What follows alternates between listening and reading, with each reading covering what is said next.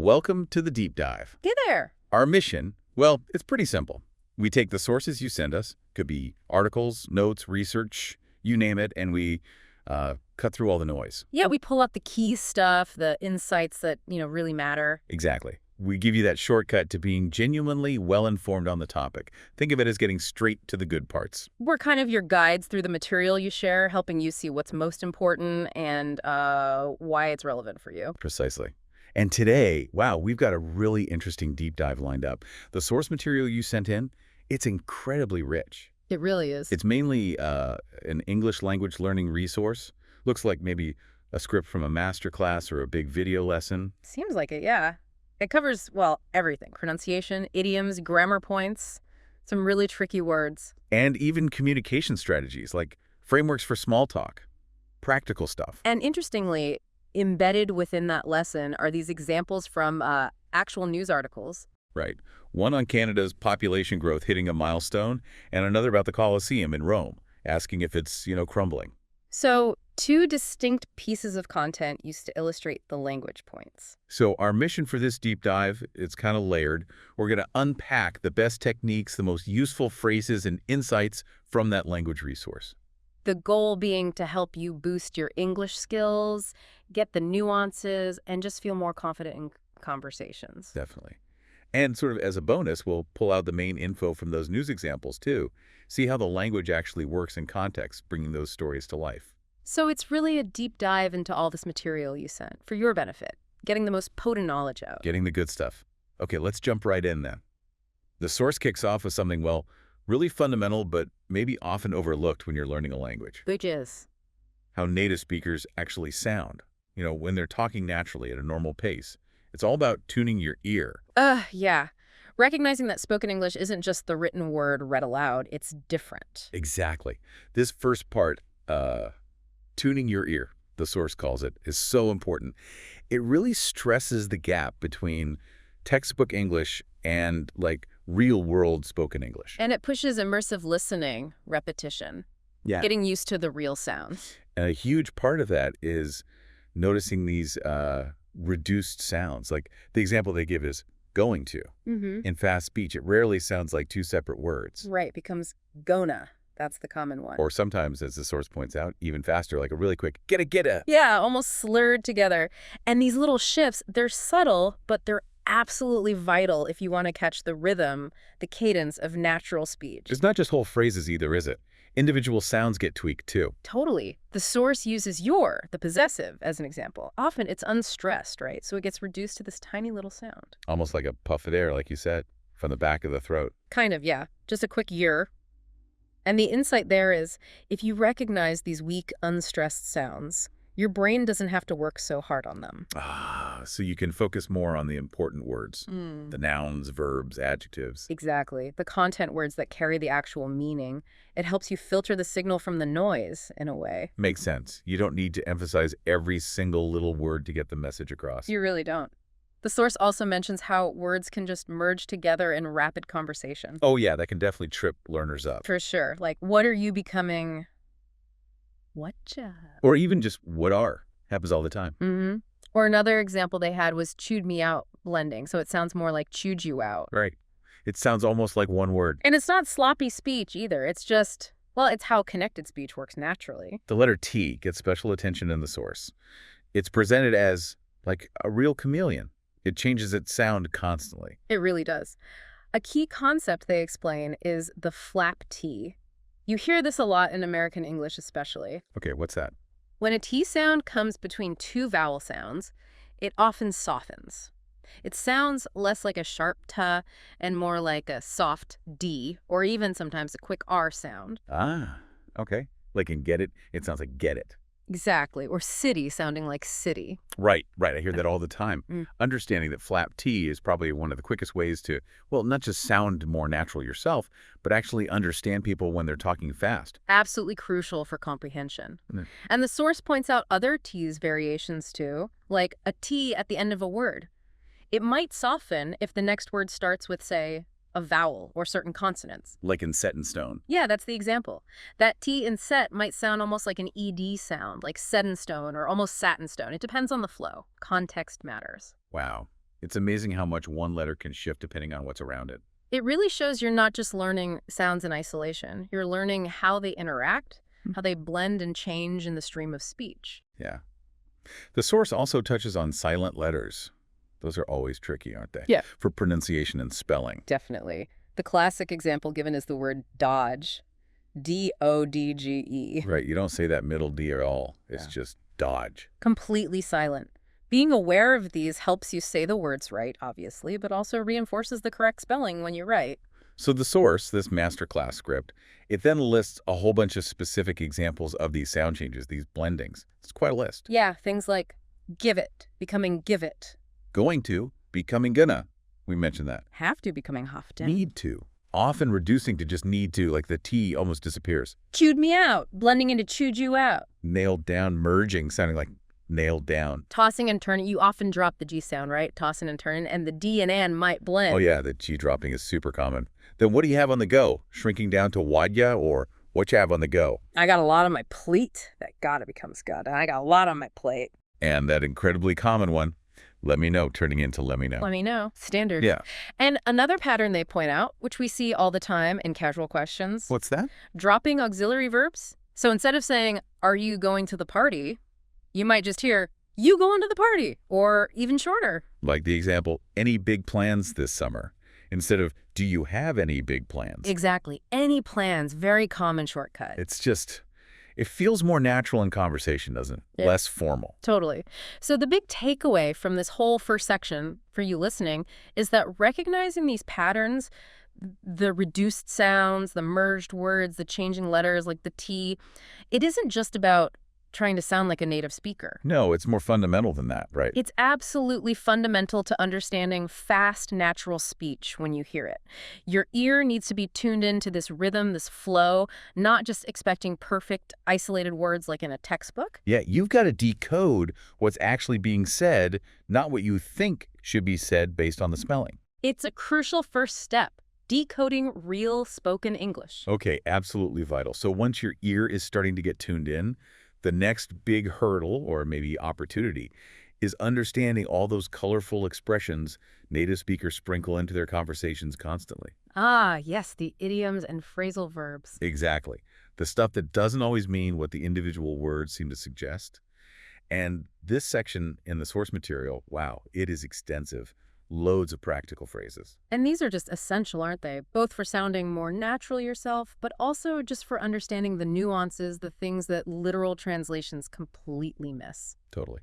Let's dive into some of the key ones highlighted in the source. They cover a lot. Okay, where should we start? How about a simple, friendly one? Give me a shout. Give me a shout. Yeah, that's just a very casual way to say, call me or get in touch, let me know. The word shout here isn't literal yelling, obviously. Right, just informal for contact. Yeah. Got it. How about figure it out? Seems common. Very common. To figure it out just means to solve a problem or to understand something, to find the answer. And the source actually uses this one as an example to talk about grammar, too. Right? The difference between already and yet. That's right. Good catch. Like, I've already figured it out. Using already because the action is complete and there's a result. Now you understand it. Versus I haven't figured it out yet. Using yet because it's something not completed up to this present moment. Exactly. A neat little grammar point tied directly to a super common phrase. Simple but crucial difference. Okay, let's pick out a few more that add a bit more, flavor or imagery. Rest on your laurels. Ooh, good one. Rest on your laurels. This means you become complacent, you stop trying hard because you're satisfied with your past successes. Like you won something and now you're just kicking back. Pretty much. The image comes from ancient Greek and Roman victors who were awarded laurel wreaths. So resting on your laurels is like you're just admiring your old trophies instead of striving for new achievements. Don't get complacent. Connects the history right to the meaning. I like that. Okay, simpler one. Go out for a bit. Straightforward. Go out means to leave a place, usually your home or office, temporarily. And for a bit just means for a short period of time. So just a casual way to say, I'll be back soon. Exactly. Just popping out for a bit. Now, if you want to ask someone about their interests, but in a relaxed, friendly way. What are you into? That's a fantastic, open-ended, casual question. You're asking about their hobbies, their passions, what they enjoy doing in their free time. Much better than just, what are your hobbies? sometime. Yeah, feels less like an interview question. Okay, and what about signaling that you've discovered something surprising? Turns out, that's your phrase, turns out it's a really handy way to introduce information that was unexpected or something you just found out. Like, I thought the meeting was canceled, but turns out it's still on. Exactly. And the source notes, you can often drop the it in spoken English. Just start with turns out. Right. Like, turns out he knew my cousin. Nice shortcut. Okay, let's maybe grab a couple more idioms that show different kinds of nuances. Rub off on someone. Yeah. This describes how a quality, maybe a habit or an attitude, from one person can kind of transfer to another person just through being around them a lot, influenced by association. Like her enthusiasm really rubbed off on the whole team. Perfect example. It's usually about positive qualities, but could be negative too, I suppose. Which contrasts nicely with the negative one, rubs me the wrong way. Right. If something or someone rubs you the wrong way, it means their personality or maybe something specific they do or say just irritates you, annoys you. It gives you a slightly negative feeling even if you can't always pinpoint why. Doesn't mean you hate them, just something bothers you. Exactly. It's about that feeling of friction or irritation. Okay. And if you have a strong feeling about something but no real proof? Had a hunch, or I have a hunch.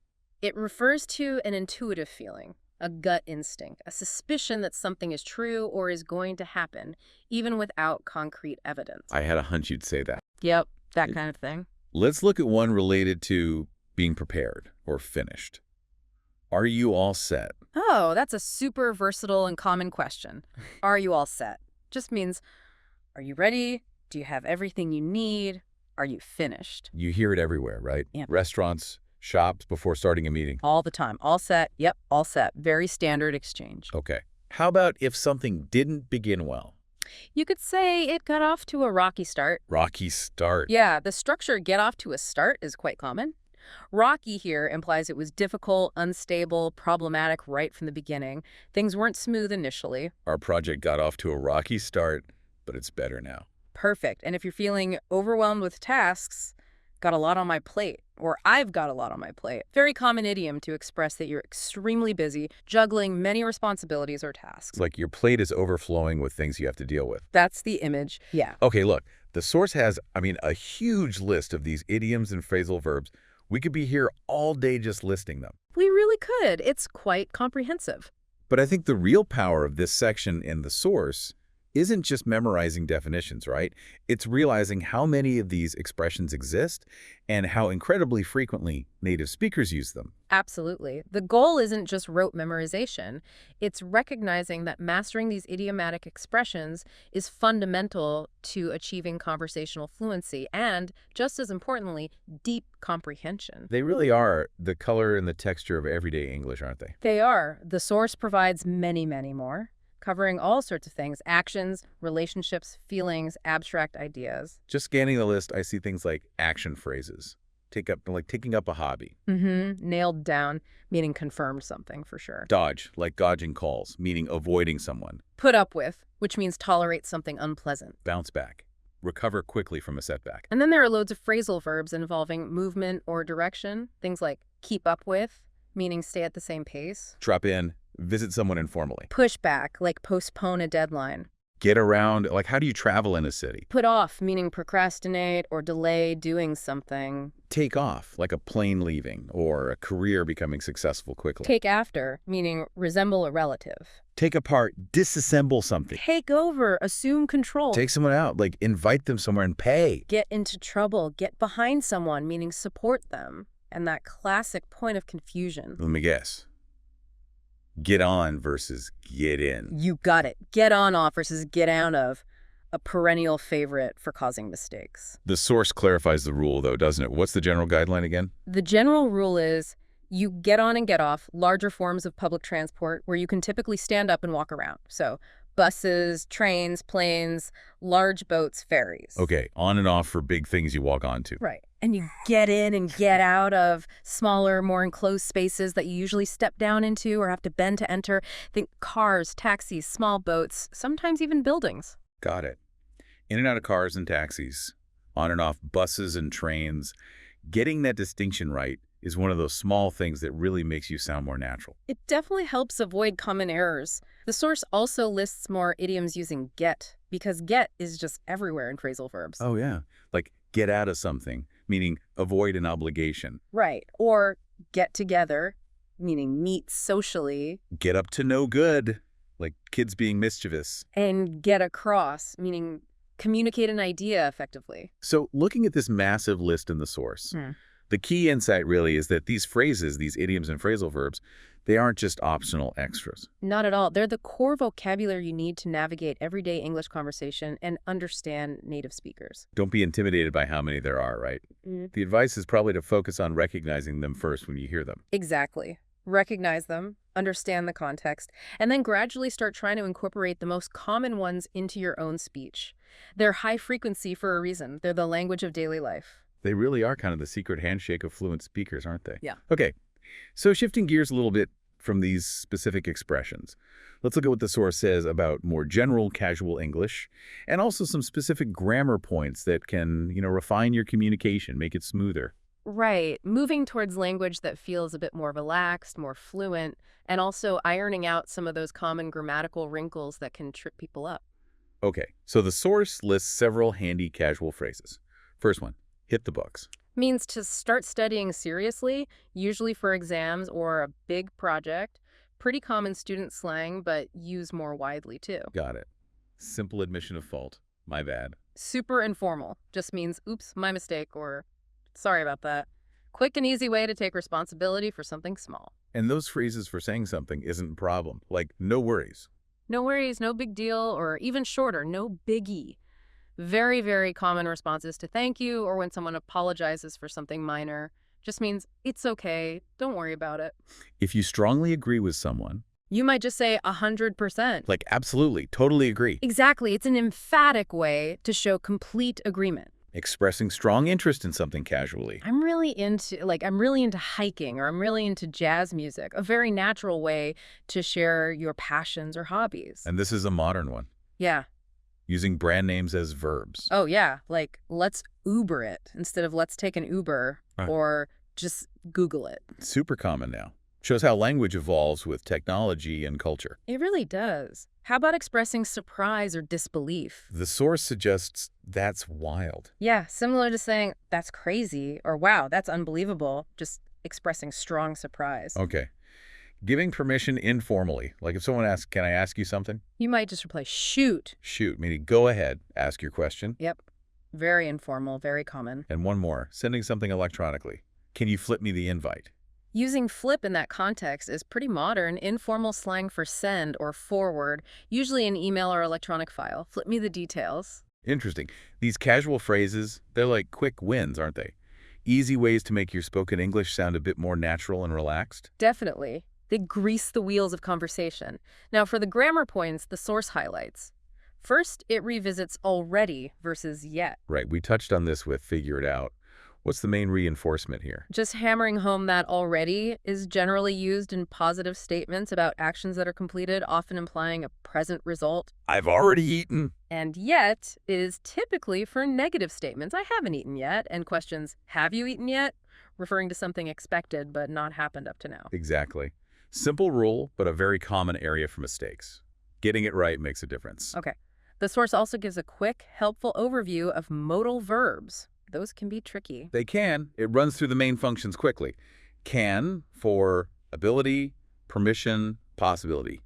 Could for polite request, possibility, past ability. May for more formal permission, also possibility. Might, usually for possibility, often seen as a bit weaker or less certain than may or could. Right. And then should and ought to for giving advice or suggestions. The source notes ought to is a bit less common nowadays. Maybe sounds slightly old-fashioned to some. And will and would for requests. With would generally being the more polite option. Would you mind? But the real value, I think, comes when the source shows these modals being used in practical, relatable situations for giving advice. Yeah, the examples were good. Like using must for deduction. He missed the meeting, he must be sick. Or strong obligation. Or have to for necessity. I have to finish this report today. Should, for straightforward advice, you look tired, you should get some rest. And using those conditional structures for hypothetical advice, that's really useful. Like, if I were you, I would talk to the manager. That's the second conditional, right? For unlikely or imaginary situations. Exactly. Or if I had enough money, I would buy that car. Again, second conditional. These examples show how modals aren't just abstract grammar rules. They're tools we use constantly for negotiating, advising, speculating, everyday interactions. It definitely makes them seem more practical.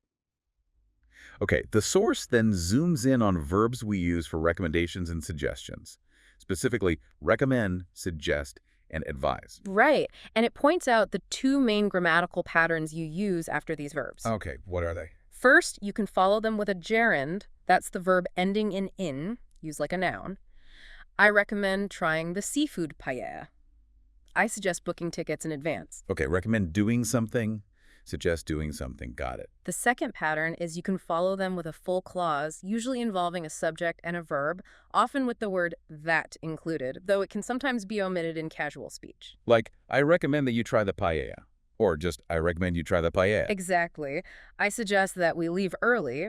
Recognizing these two patterns, gerund or clause, helps you structure your recommendations correctly and sound natural. Useful patterns to know. And related to advice, there's a quick but really important note about the noun advice. Ah, yes, the classic mistake. What is it? Advice is uncountable. You cannot make it plural. You can't say advices. Yeah. Never, ever say advices. It's a guaranteed error. Right. You have to say some advice, or if you want to count it, use a phrase like a piece of advice or two pieces of advice. Good point to emphasize. Also, the source briefly clarifies the difference between on time and in time. Okay, quickly, what's the difference? On time means exactly at the scheduled or expected time. Punctual. The meeting started on time at 9 a.m. Okay, and in time? In time means before a deadline, or early enough to do something, or just before the last possible moment. We got to the airport just in time to catch our flight. You weren't late, you made it. Got it. On time, punctual. In time, early enough. Makes sense. The source also digs into how we use the word all. It notes that when you're talking about specified groups, you can often say either all of the students, or more commonly in casual speech, just all the students. So all the students pass the exam is fine. Generally, yes, especially in spoken English. The source does mention that using of all of the students is always grammatically safe and maybe slightly more formal or emphatic. All the is very common, though. But there's a big exception, a place where you must use of. Yes, with pronouns.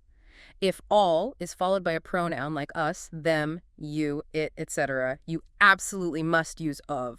So all of us, all of them, all of you. Correct. You cannot say all us or all them. That's a definite grammatical error. All of us are going. Okay, that's a really important rule to remember. All of before pronouns. Finally, for these grammar notes, the source clarifies the specific usage of the phrase up to when it means doing. Right, like asking, what are you up to this weekend? Meaning, what are you doing? So how is its usage specific? The source explains that this meaning of up to is generally used in questions, what were you up to? And negative statements, I wasn't up to much, meaning I wasn't doing much. Ah, so you wouldn't typically use it in a positive statement. You wouldn't say, I was up to watching a movie. Exactly. That sounds unnatural. You just say, I was watching a movie. So up to, meaning doing, is mostly for questions and negatives. Okay, that's a subtle but useful distinction. Phew, that wraps up the grammar notes from the source. For you listening, these points really tackle common areas of confusion or provide simple structures that can make your English sound more polished, more natural. They're definitely actionable insights pulled straight from the material you sent, little tweaks for accuracy and fluency. Definitely. Okay, now let's shift our focus again. We're going to look at those two news articles that were embedded in the source material.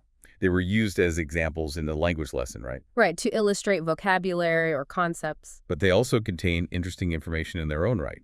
So let's just quickly extract the core story from each one. It's a good way to see the language we've been talking about actually being used in context. Sounds good. The first article was about Canada's population. What was the headline news there? Canada hit 40 million people, which is, a pretty big milestone for Canada. The article highlighted the growth rate, didn't it? It did. It mentioned a 2.7% annual growth rate. And it put that in context, saying it was the highest annual growth rate since 1957. Wow, 1957. That's right in the middle of the post-war baby boom. Exactly. So it gives you a sense of how significant that 2.7% rate is historically. The article also included some projections looking forward. Yeah, it noted Canada reached 30 million back in 97, and based on current trends, it could hit 50 million as early as 2043. As early as that phrase suggesting the soonest possible estimate, right? A projection, not a certainty. Precisely. And it mentioned a record increase just in the previous year. A huge number, wasn't it? Over 1 million people. 1.05 million people added in just 1 year. A record. And the main driver, the overwhelming reason for that huge increase. International migration. The article stated it accounted for, get this, 96% of the population increase. 96%. That is staggering. That figure alone just shows how much Canada relies on immigration for growth. Absolutely, and it includes both permanent immigrants and temporary residents, like students and workers. The article mentioned Canada welcomed over 437,000 permanent immigrants in 2022 alone. And the article explained why there's such a focus on immigration, didn't it? It's not just about numbers. No, it's strategic. The article directly links it to tackling Canada's demographic challenges, specifically an aging population, all the baby boomers reaching retirement age, and coupled with that, a low birth rate domestically.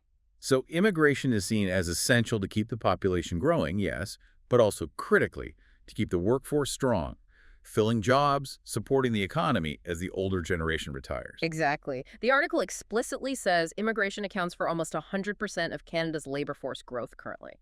That's how vital it is to the economy. And there was one more projection about the proportion of immigrants in the population. Yeah, it projected that immigrants could make up something like 30% of Canada's total population by 2023. We noted the date might be a typo in the source or refer to the end of that year, but the point remains. The point is a significant demographic shift, with a much larger percentage of the population being immigrants compared to the past. Definitely. So, quick summary for the Canada article. Rapid population growth hitting 40 million, fueled overwhelmingly by international migration, 96% of recent growth, which is strategically vital for the economy and workforce due to an aging population and low birth rates. A very clear picture painted by that article. Okay, now let's hop over to Rome, the Colosseum. The central question in that piece was about its condition, right? Using the word crumbling. Yeah, is the Colosseum crumbling? And the source even defined crumbling for clarity, breaking into small pieces.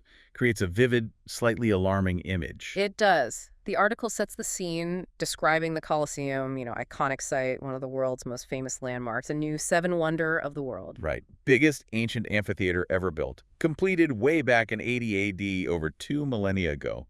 Famous for gladiators, Roman history, all that stuff. And the scale is just mind-boggling. Held 50,000 people, covered 6 acres, used over 1 million tons of materials. Just an incredible feat of engineering for its time. Truly staggering. So these reports of it crumbling, where did they come from, according to the article? It seems they stem from observations of, basically, bits of rock falling off, little pieces of stone. Okay, so not huge chunks collapsing. Doesn't sound like it from the article. Yeah. And it mentions a theory put forward by an environmental group about potential causes. Right. They suggested that maybe exhaust fumes from nearby traffic and vibrations from cars and the subway line that runs close by might be contributing to the deterioration. Which brings up that classic dilemma for ancient sites in modern cities, doesn't it? How do you protect them from the impacts of modern life, traffic, tourism? It's a constant balancing act, accessibility versus preservation. But the article then gives the official response from the Colosseum's director. Yes, and what was her take? She denied the reports that it was crumbling. The word used was denied, meaning she stated they weren't true. Okay, so what was her explanation for the falling stones? Her explanation, as reported, was basically that, yes, small stones do fall sometimes, but it's just natural wear and tear. Stuff caused by rain, wind, birds nesting, the effects of time on an ancient structure. So she saw it as minor damage needing regular maintenance, not a sign of a major structural problem. Exactly. The article quotes her making an analogy. She compared it to teeth needing fillings sometimes. Ah, okay. Like getting a filling doesn't mean your whole tooth is about to collapse. It's just necessary upkeep. That was the idea. A relatable way to frame it as maintenance, not impending disaster. Makes sense. The article also did a nice job of capturing the symbolic meaning of the Colosseum, didn't it? Beyond just the physical structure. It really did. It talked about how its history represents both the incredible power and brilliance of the Roman Empire. Using words like sheer power, sheer as an intensifier there, calling it marvels to behold, things to admire. But then it pivots very sharply to the brutality. The systematic killing that took place there, hundreds of thousands of people and animals losing their lives for entertainment. Yeah, it uses the phrase, bears a grim reminder. Grim, meaning unpleasant, serious, a reminder of that cruelty. And it says that cruelty is core to its history, like fundamental, inseparable from what the Colosseum represents. It's not just an architectural wonder, it's also a monument to that darker side. It's a really stark contrast, isn't it? This magnificent structure built for essentially mass entertainment through violence. Gives you a lot to think about. So, summarizing the Colosseum article, reports of crumbling seem linked to minor stone falls. The director denies structural issues, attributing it to natural wear and tear requiring maintenance. And the site itself stands as a powerful symbol of both Roman architectural genius and its profound brutality. Seeing how the language is used in these real-world articles definitely helps bring the facts and the interpretations to life. It shows how specific word choices really shape the story being told. Absolutely. And the source, remember, also pulled out some specific advanced vocabulary from these articles just to highlight how certain words add precision or formality. Right, words like surpass, used for the population numbers, sounding a bit more formal than just exceeds. Emerge, like a structural problem might emerge, suggesting it appears gradually. Constitutes, like migration constitutes the growth, meaning it makes it up, emphasizing its key role. Incessantly, meaning without stopping, like a debate might go on incessantly. Inevitably, meaning it can't be avoided, like growth inevitably leads to new demands. Disparities, meaning inequalities. Resilience, like the Colosseum showing resilience, its ability to withstand time and damage. Controversy, for the disagreement about the falling rocks. Vast, describing Canada's landscape. Ancient, for the Colosseum. Ubiquitous, meaning found everywhere, which maybe relates more generally to information access today. These words, often considered C1 level or higher, they definitely add a layer of sophistication and precision to the reporting. Understanding them lets you grasp the full nuance of the text. Okay, fantastic. So we've covered tuning the ear, we've navigated a sea of idioms and phrasal verbs, we've looked at casual English, polished up some grammar points, extracted the core info from those news stories. Now, let's dive into a section that I think many learners find challenging, but it's incredibly valuable. What's that? Decoding tricky words. You know, those words that are really easy to misuse, maybe even native speakers get them wrong sometimes. Understanding their actual meaning adds so much precision to your language. Ah, yes, the common pitfalls. This section in the source is really insightful because it doesn't just give definitions. It focuses on clarifying those common misconceptions. Exactly, and it starts with a specific category of tricky words. Homographs. Homographs. Yeah, Words that are spelled the same. but pronounced differently and have different meanings. Classic recipe for confusion. Totally. You absolutely need the context or you need to hear the word spoken to know which meaning is intended. The source lists several pairs. For example, B-O-W. Right. It can be pronounced bow, rhyming with go. That's the verb meaning to bend at the waist, like showing respect. And it can be pronounced bow, rhyming with now, or cow. That's the noun, like a decorative knot on a present or what you shoot arrows with. Same spelling, totally different sound, totally different meaning. Okay, L-E-A-D is another one. Yep. Pronounced lead, rhyming with need. That's the verb meaning to guide, to be in charge, to go first. And pronounced lead, rhyming with bed. That's the heavy metal. Okay. P-B on the periodic table. Got it. T-E-A-R gives us. Tear, rhyming with hear or fear. That's the noun, the drop of water from your eye when you cry. Versus tear, rhyming with hair or bear. That's the verb meaning to rip something like paper. W-I-N-D. Can be wind, rhyming with send. That's the noun, moving air. Or wind, rhyming with find. That's the verb meaning to turn or coil something, like winding a clock or a string. And M-I-N-U-T-E. This one depends on stress. Right. Stress on the first syllable, M-I-N-U-T. That's the unit of time, 60 seconds. Stress on the second syllable, minute. That's the adjective, meaning very, very small. Tiny. So minute versus minute. Wow. The source lists a few others too, right? Like desert, desert, live, live, read, read, close, close, content. Yeah, the list goes on. But the key takeaway from the homograph section is simply be aware. Seeing the word written down isn't always enough. Context is king, or hearing the pronunciation. Absolutely crucial. Okay, now let's tackle those words that aren't necessarily homographs, but are just, well, often misused in terms of their actual meaning. The source clarifies several common ones at an intermediate level first, starting with maybe the most famously misused word of all, literally. Oh, literally, yes. It's so often used just for emphasis, isn't it? In a figurative way, like, I was literally dying laughing. Right, but It's correct. Original meaning is actually, factually, without exaggeration. So if you say the house was literally underwater, you mean it was actually flooded, not just that you felt overwhelmed by housework. Exactly. And the source implies that using it correctly maintains the word's power and ensures clarity, especially important in a world full of potential misinformation. Precision matters. Good point. Next up, unique. This is another one I hear misused constantly. So. Well, unique means one of a kind, the only one like it, inherently special. But people often modify it, saying things like very unique or quite unique. Ah, right. Like the source points out, if something is unique, it's already one of a kind. You can't be very one of a kind. It's an absolute quality. Exactly. It doesn't need qualifiers like very or quite. Unique stands alone. Understanding that helps avoid redundancy. Makes perfect sense. Okay, let's revisit irony. We mentioned it briefly before, but the source digs a bit deeper into what true irony actually is, setting it apart from just coincidence or plain bad luck. Right. As the source implies, the example of winning the lottery and then immediately getting hit by a car. That's tragic, it's terrible luck, but it's not necessarily ironic. So what makes something truly ironic, according to the source? It usually involves some kind of contrast or incongruity between what's expected and what actually happens, or saying the opposite of what you mean. That's verbal irony. There's often an element of the absurd or an unexpected twist that highlights a contradiction. So it's more specific than just something bad happened. It's about situations that have a layer of unexpectedness or contradiction. Precisely. It captures a specific kind of absurdity or twist of fate. Now let's look at alibi. Okay.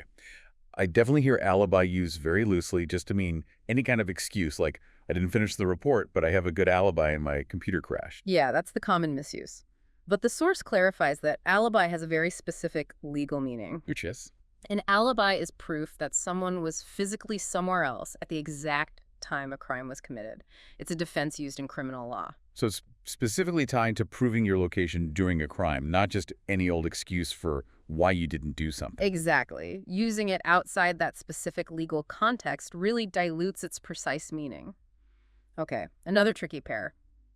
Disinterested. Yeah. People often use disinterested when they actually mean uninterested, right? Like bored.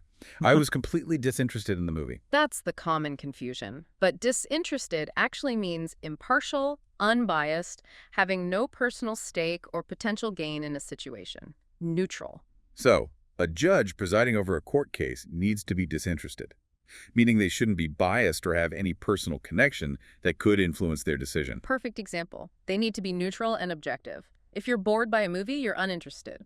The distinction is subtle but important. Disinterested implies objectivity, not apathy or lack of care. That's a really valuable distinction for clear communication. Okay, how about bemused? This isn't a word I hear every day, but the source flags it as potentially tricky. It does, and the likely confusion the source suggests is that people might think it means amused or entertained, like, I was bemused by his funny stories. But that's not right. What does bemused actually mean? It means puzzled, bewildered, or slightly confused, often in a detached or thoughtful way. Ah, okay. So it's more like a state of mild perplexity. You're not necessarily laughing. You're more like, wait, what just happened there? Or, that's odd. Exactly. It's a richer word than just amused. It captures that feeling of maybe fascinated confusion, like when you watch a magic trick and you're impressed, but also thinking, how do they do that? That paints a really clear picture. Okay, finally for this intermediate batch, the word enormity. Enormity, often used just to mean great size or vastness, right? Like we were overwhelmed by the enormity of the task. Yeah, seems common. But the source points out that's not its primary meaning. Correct. Its core meaning relates more to extreme wickedness, outrageousness, or the grave seriousness of something, often in a moral or ethical context. So you'd more accurately speak of the enormity of a horrific crime or the enormity of the decision to go to war, emphasizing the moral weight and negative consequences rather than just how physically big something is. Precisely. While it can sometimes imply large scope, its primary association is with profound gravity, often negative or morally significant. It carries a lot more weight than just bigness. Wow. Okay, these examples really show how understanding the true meaning, the nuances of these commonly misused words. It's not just about being picky with grammar. It prevents miscommunication, adds clarity, and makes your own language more precise and impactful. It really does. It elevates your communication. And the source doesn't stop there. It then moves on to tackle some even more advanced words and also some broader concepts about language itself. Right, leveling up the vocabulary game even further, and also looking at the bigger picture of how language functions. Let's start with those advanced words that are often misused. First one on the list, decimate. Decimate. Very common to hear this used as meaning totally destroy, completely wipe out. The town was decimated by the hurricane. But the source reminds us of its original meaning, from Roman history. Exactly. Originally, to decimate a legion meant to kill 1 out of every 10 soldiers as a punishment, a reduction by 1/10. 1/10. That's very different from total destruction. Very different. Now, the meaning has certainly evolved, and today it does mean to cause severe damage or kill a large proportion of something, but usually it still implies a severe reduction, not necessarily complete annihilation. Understanding its origin adds a layer, showing language carries history. Interesting. Okay, next advanced tricky word, peruse. Peruse. People often use this informally to mean skim quickly, glance over. I'll just peruse these notes before the meeting. But its actual dictionary meaning is the opposite, right? Pretty much. To peruse actually means to read something thoroughly and carefully, to examine it closely and attentively. So if your boss tells you to peruse a report, they probably mean study it carefully, not just give it a quick look. That would be the formal meaning, yes. It implies careful attention despite the common casual misuse. Good to be aware of the formal definition. Definitely. How about nonplus? Nonplus. This one is less common, maybe, but as the source notes, often misused when it does appear. What's the core meaning clarified in the source? My understanding from the notes is that to be nonplussed means to be in a state of being so surprised and confused that you're unsure how to react or speak.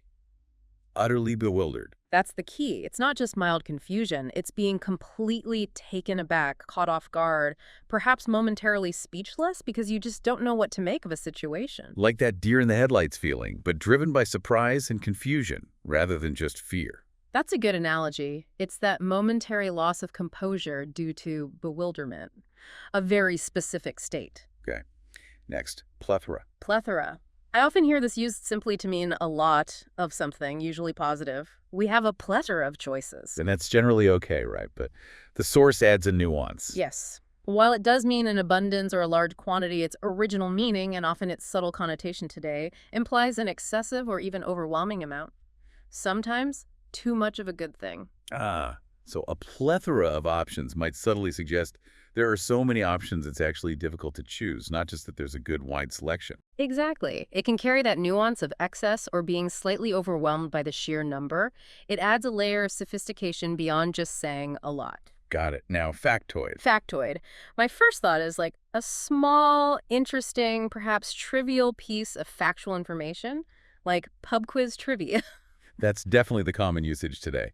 But the source reminds us of its origin, doesn't it? It was a coined term. Right. And its original meaning, when coined by Norman Mailer, was something that looks like a fact, is presented as a fact, but is actually false or unsubstantiated. Something created by the media, perhaps. Wow. So its original meaning was almost the opposite of what we think now. It implied skepticism or doubt about the information's truthfulness. Pretty much. Language evolves, obviously, and most people using factoid today mean a small fact. But knowing its origin is fascinating. And maybe, as the source hints, if you're unsure about the accuracy of a piece of info, calling it a tidbit or piece of trivia might be safer than using factoid, given its history. That's a really interesting example of how word meanings can drift. Okay, finally, in this advanced tricky words section, a pair that is absolutely fundamental to get right for clear communication. Infer versus imply. Oh, yes. Crucial distinction. People mix these up all the time. So what's the difference again, according to the source? To imply is something the speaker or writer does. They suggest or hint at a meaning without stating it directly. They put the suggestion in. Okay, the speaker implies and infer. To infer is something the listener or reader does. They draw a conclusion or deduce a meaning based on the evidence or what was implied. They take the meaning out. So the writer implies, the reader infers. The speaker implies, the listener infers. Exactly. It's a two-way street, a subtle dance of communication. Misusing these terms can lead directly to confusion about who is suggesting what and who is concluding what. Mastering this is pretty essential for navigating conversations and texts accurately. Absolutely. These advanced words, understanding their precise meanings, their histories even, it really sharpens your ability to understand complex ideas and express yourself with accuracy. It makes you a more critical reader and listener and a more precise speaker and writer. And beyond these specific words, the source also touches on some broader language concepts, which are really illuminating. It does, moving beyond individual words to the bigger picture of how language works. Concepts like etymology. Right, the study of word origins and how their meanings have evolved over time, like being a language detective. We kind of did that with Decimate and Factoid, uncovering the history hidden inside words. The source mentions quixotic, coming from Don Quixote as another example, adds so much depth. It really does. And then there's the fundamental role of grammar and syntax. Basically, how we arrange words into sentences to create meaning. The structure of language. The source uses the analogy of building a house. Words are the bricks, but grammar and syntax are the essential structure, the blueprint, that holds it all together and makes it function effectively to convey complex ideas. Good analogy. Then, ambiguity. The quality of being open to more than one interpretation. The source notes this can sometimes be used deliberately, like in poetry or humor, but often, if unintended, it's just a source of confusion. Clarity is usually key. Okay, connotation versus denotation. Also crucial, denotation is the literal dictionary definition of a word. And connotation. Connotation refers to the associated feelings, ideas, cultural implications, or emotional baggage that a word carries beyond its literal meaning. Word choice based on connotation has a huge impact on the tone and the message received. Yeah, choosing between determined and stubborn, for example. Similar denotation, very different connotation. Exactly. And finally, the source touches on a really big idea: linguistic relativity. Sometimes called the Sapir-Whorf hypothesis, right? The idea that the language we speak actually influences how we think and perceive reality. That's the core concept, that different languages, with their different structures and vocabularies, might lead speakers to categorize the world or even experience certain concepts differently, a fascinating and complex area. It really makes you think about the profound connection between language and thought. So these broader concepts, etymology, syntax, ambiguity, connotation, linguistic relativity, they take you beyond just learning vocabulary. They encourage you to think about the power, the structure, and the very nature of language itself. And for you, listening, engaging with these ideas can really elevate your understanding of English or any language, from just a tool for communication to a complex system that shapes how we interact with and understand the world. Absolutely. Okay, wow. We have covered a huge amount of ground. We've tuned our ears to spoken sounds, navigated tons of idioms, polished grammar, pulled info from news stories, decoded tricky words from intermediate all the way to advanced, and even explored these big concepts about language. It's been a comprehensive dive. But knowing all this language isn't quite enough, is it?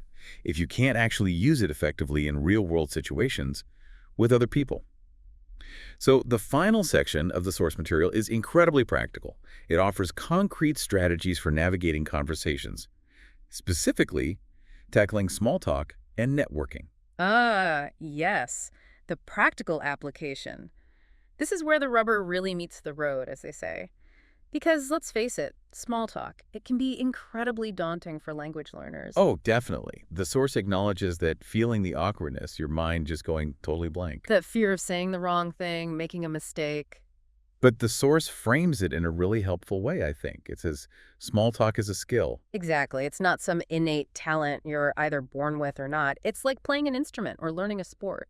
It's something you can learn, practice, and get better at over time. And realizing that everyone, even confident native speakers, feels awkward sometimes.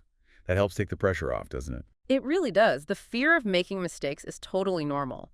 But the goal isn't grammatical perfection in these situations. It's connection. It's understanding and building confidence.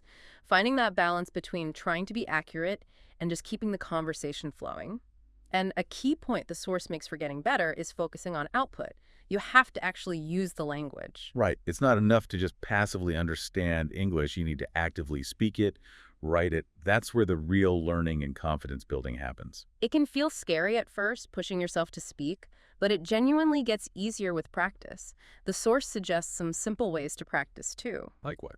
Things like recording yourself speaking, maybe joining an online speaking group or language exchange, or just making a small, consistent effort to talk to people, even if it's just for 5 or 10 minutes a day. Something manageable. Consistency over intensity. Makes sense. And to make those initial interactions less scary, The source provides actual frameworks, like blueprints for conversation. For general social settings, it introduces the START framework. Start. Okay, sounds like a good place to begin. What's the breakdown?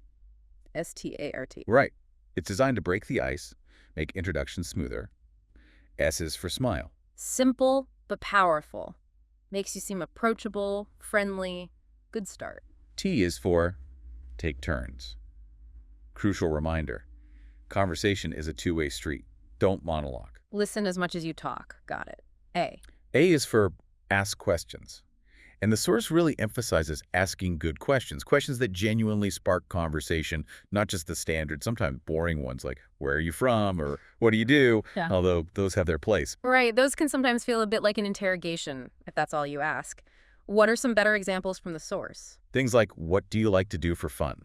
It's a classic for a reason people generally enjoy talking about their interests. Or more topical questions like, any big plans this summer? Or, how's the weather been treating you lately? Easy, low-pressure conversation starters. And that other one, what were you up to earlier?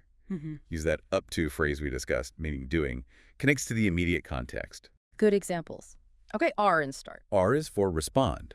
Actively listen to what the other person says and respond thoughtfully. Show genuine interest. Ask follow-up questions based on their answers. Engagement. Makes sense. And the final T. The final T is turn it back. This is vital. After you've shared something about yourself, turn the conversation back to the other person with a question. Don't just leave it hanging after your answer. Ask about their experience related to the topic. Keep the ball rolling back to them. Okay, so smile, take turns, ask questions, respond, turn it back, start. That seems like a really clear, actionable flow. It is. And the source then drills down into specific topics you can use within that framework, tying them to the T, A, and R components. Ah, right. T is for territory, meaning where you're from, where you live now. Yeah, you can share. I'm originally from. Yeah. I've been living in the city for X years. And ask, where are you from originally? How long have you lived here? A is for activity. This covers work and hobbies. So you share. I'm a job title. I work for company I specialize in. Or for hobbies. I'm an avid hobbyist. I love to verb. I spend my free time doing X. And the source advises expanding a bit, not just giving one-word answers. Right. Give them something to respond to. Hmm. And ask, what do you do? What kind of work is that? Yeah. What are you into outside of work? R is for reason. Why are you both at this specific event or place? What's your connection?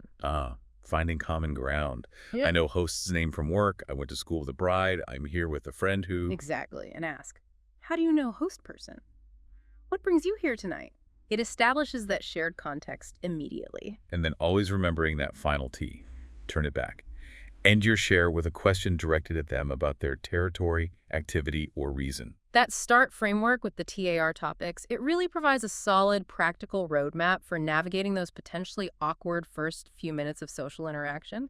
Takes away a lot of the anxiety. It really does. Removes the guesswork. Now, for more formal situations like professional settings, conferences, networking events, the source offers a different framework. Impact T. Impact T. Okay, sounds more business-focused, which makes sense. Let's break that one down. I. I is for identity, your professional identity. Name, title, maybe years of experience, area of specialization. Right. Crisp introduction. Phrases like, I'm name, a title with over X years of experience in field, or I specialize in. M is for motivation. What drives you professionally? What are you passionate about in your work or industry? Shows a bit more personality I've always had a passion for. I'm really interested in the potential of technology area, too. P is for projects. What are you currently working on? Be specific but brief. Give concrete examples. Currently, I'm leading a project focused on. My main focus right now is designing. Makes your work tangible. A is for aspirations. What are your goals, especially related to this event or your career path? What are you hoping to achieve by being there? Sets context for the interaction. My goal here today is to connect with experts in. I'm hoping to learn more about. My long-term goal is to. C is for connection. Find common ground with the person you're talking to. Reference something specific if you can. Yeah, maybe something they said in a presentation or a shared contact. It's great to meet you. I really enjoyed your point about X. Or simply ask about their focus. And the final T in impact. Takeaway or next step. What's the desired outcome of this brief interaction? Exchange contact information. Schedule a follow-up call. Suggest connecting on LinkedIn. Make the connection actionable. And, crucially, always end your introduction with a question to engage them. What about you? What area do you primarily focus on? shift the spotlight. These frameworks, start for social and impact for professional, they are incredibly valuable because they give you structure, they give you specific phrases you can adapt, they make those initial moments of meeting someone new much, much less intimidating. They really are like having a toolkit, aren't they? Takes the pressure off having to invent everything on the spot. And the source even touches on how to end conversations gracefully, which can also be awkward. Super important. You don't want to just trail off or vanish. Having a few exit lines ready is key. The source offers different options depending on the situation, right? From a simple, polite closing. Like, well, it was really nice talking to you, or great meeting you. Standard, polite, effective. To maybe suggesting a future connection, if it felt right. Yeah, something like, hey, we should grab a coffee sometime to chat more about this, or let's connect on LinkedIn. It shows confidence and genuine interest. Leaves a good final impression, even if the coffee never actually happens. Good point. And for a quicker, more casual exit if you're genuinely needing to leave or running late.